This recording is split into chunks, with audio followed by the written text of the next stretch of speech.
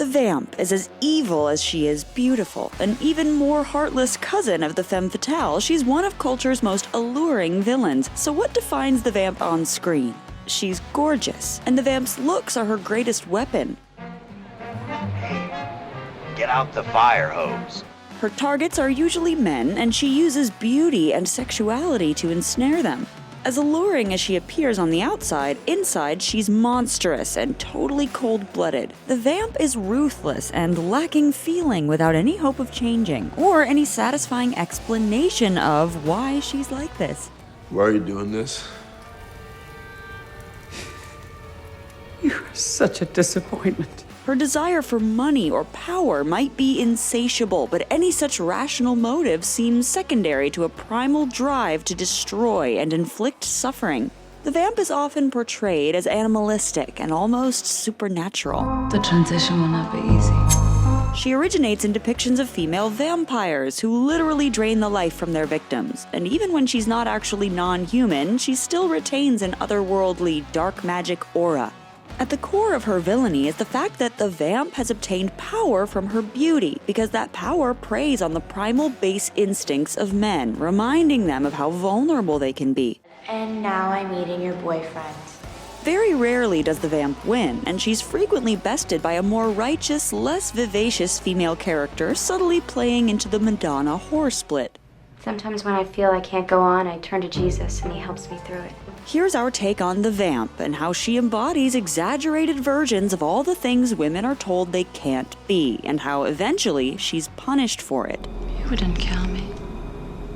You'd miss me. The Vamp's greatest weapon is her sexuality. She embodies society's view of women who embrace sex as a threat to the established order, and the fear around her rests on the sense that there's something inherently emasculating about a sexually empowered woman. In Cruel Intentions, Catherine Murtoy dangles her sexuality over Sebastian as a way to control him. You're just a toy, Sebastian. And she does the same with Ronald, pitting him and Sebastian against each other, which ultimately is what leads to Sebastian's death. While we've argued before that Catherine can be viewed as a kind of anti-heroine who exposes society's double standards for women, the film itself endorses a far more conservative message in its happy ending of Catherine's humiliating downfall while the saintly Annette rides off into the sunset. The Vamp's sexuality is equated with power, specifically power over men. In 2021's Nightmare Alley, psychiatrist Lilith Ritter's power is immediately visible in her office, which is filled with audio recordings of the deepest, darkest secrets of the people she sees.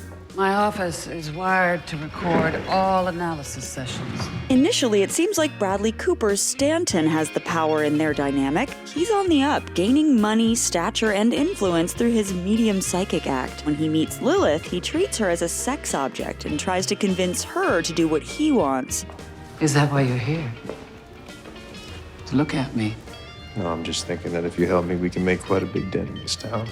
We? But ultimately, it's revealed he has no power over her. All along, Lilith has been conning him, recording their analysis session to eventually blackmail him, costing him everything. It's this emasculating effect the Vamp has that makes her such a go-to villain for heroic male characters. In Indiana Jones and the Last Crusade, Dr. Elsa has a real hold on Indy. Even in their first interaction, he symbolically gives himself over to her. You have your father's eyes. And my mother's ears, but the rest belongs to you. This is a character we're not used to seeing as vulnerable, but confronted with the Vamp, he is. And the fact that she's revealed as a Nazi makes explicit this link between overt sexuality and evil. Similarly, in The World Is Not Enough, Elektra's beauty and sexuality almost act as a disguise for her villainy, and for a long time this works on Bond, another character we're used to seeing as almost superhuman. So the Vamp's importance is in showing that these men's desire is their Achilles heel, and something they need to keep in control. If only you'd kept away, we might have met again in a few years and become lovers once more.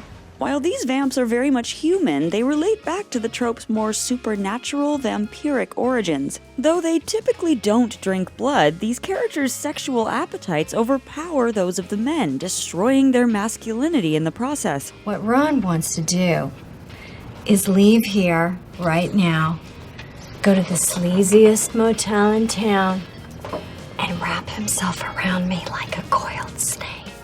It's unlikely we ever meet a vamp in day-to-day life, but one kind of villain that shows up pretty regularly in the real world is the data broker, those shadowy companies that buy your data and sell it, usually without your consent. This video's sponsor, Incogni, can help, and the first 100 people to use code THETAKE at incogni.com/thetake will get 20% off their service. Earlier this year, I started receiving a bunch of spam emails from all sorts of senders. I traced it back to a free newsletter I signed up to, but by then it was too late. Even removing myself from the list didn't stop the onslaught of messages. That's when I found Incogni.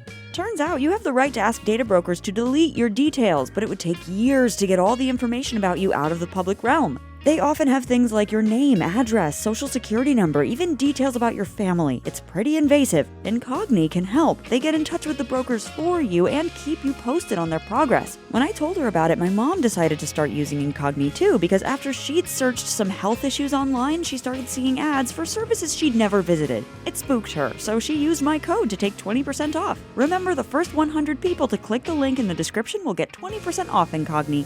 Take control of your browsing experience today. So who was the original vamp? Theda Bara was a fixture of the early days of silent cinema, starring in films like A Fool There Was and The Devil's Daughter, and is widely thought of to be the first vamp character. She is the nameless vampire, a thoroughly sexual woman who uses her erotic appeal as the Reaper uses his scythe.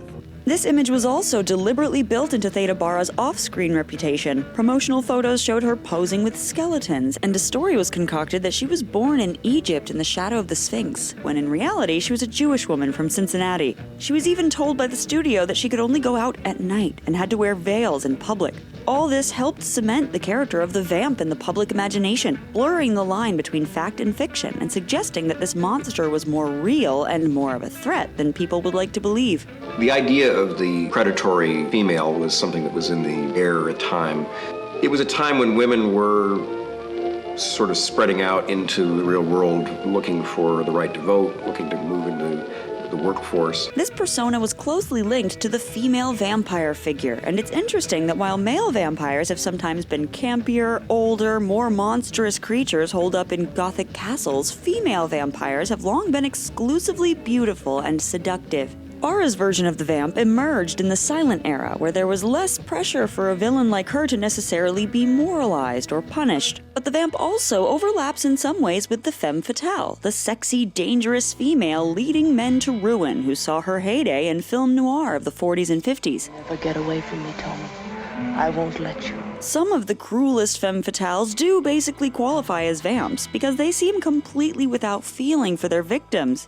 But more often, femme fatales do have some sympathetic or human moments. They tend to be in desperate situations or have lived tragic lives that partially explain how they got this way. I hated my life, only I wasn't strong enough to get away from it. They're also typically executing a layered con, whereas the femme fatale presents herself as a vulnerable victim in need of help, preying on a man's desire to be heroic. I've got nobody to help me if you won't help me. Be generous, Mr. Spade.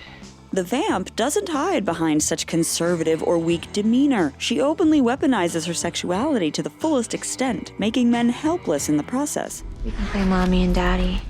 To this day, the image of the youthful, sexy, alluring vampire has persisted. She may be pure evil, but with characters like Jennifer in Jennifer's Body, or Miriam in The Hunger, their beauty and glamour make this future almost aspirational. The vamp might also have links to the gold digger. Yet, in her purest form, the vamp seems to have a deep void inside that wants nothing but to cause devastation. In addition to the vampire, the vamp is associated with other deadly animals, especially insects and arachnids, like the praying mantis, whose females were famously known to devour their mates, and the deadly black widow. Oh, fine kind of love.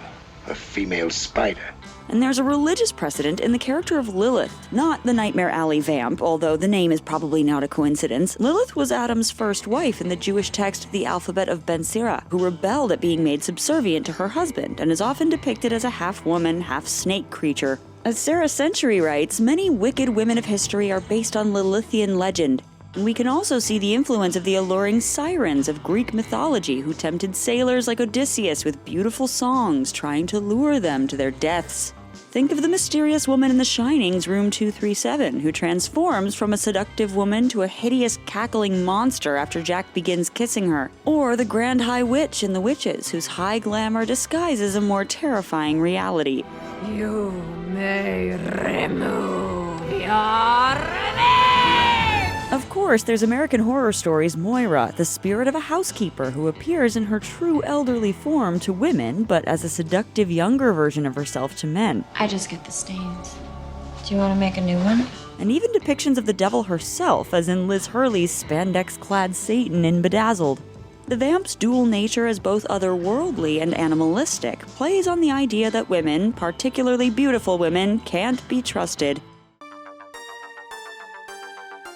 Vampires and monsters may feel like the stuff of archaic myth and legend, but as society has developed these anxieties about heartless women, the vamp has taken on more modern and even futuristic imagery. The vamp trope has increasingly merged with the image of the evil AI, reflecting our fears about artificial intelligence. See Austin Powers' fembots.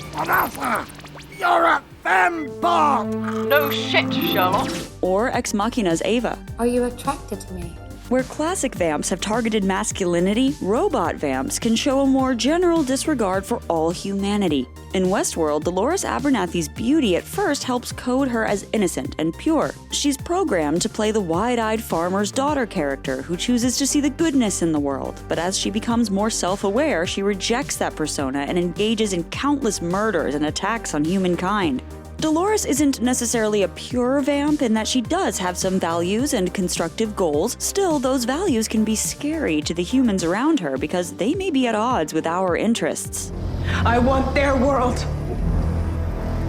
The world they've denied us. And again, we see the idea that a woman's beauty disguises who they really are. Similarly, in Humans, Niska's beauty forced her into a life of subservience, placed in a brothel where she is continuously abused, much like Dolores, who is violated by the men who come through the park. The same trope is used in Netflix's Better Than Us, with Arissa murdering the man who tries to sexually assault her. In a sense, this is an evolution of the traditional vamp-male dynamic. It's still male desire that's being punished, but there's more focus on how that desire can be ugly and violent, and so deserving of retribution. It's not about showing these men as weak, but instead about showing them as being less than human, so this tension is introduced around what being human actually is. Vamps have always been women who go against the expectations of what women are meant to be. They are sexual, not virginal, manipulative, not doting, and powerful, not subservient. Ultimately, they're a manifestation of this particularly male fear that women will emasculate, castrate, and upend the patriarchal order. So the reason the trope survives and evolves is that this fear has never really gone away. It may even be more prevalent than ever. Am I powerful enough for you now, Stan? This is The Take on your favorite movie, shows, and culture. Subscribe so you can watch all of our videos.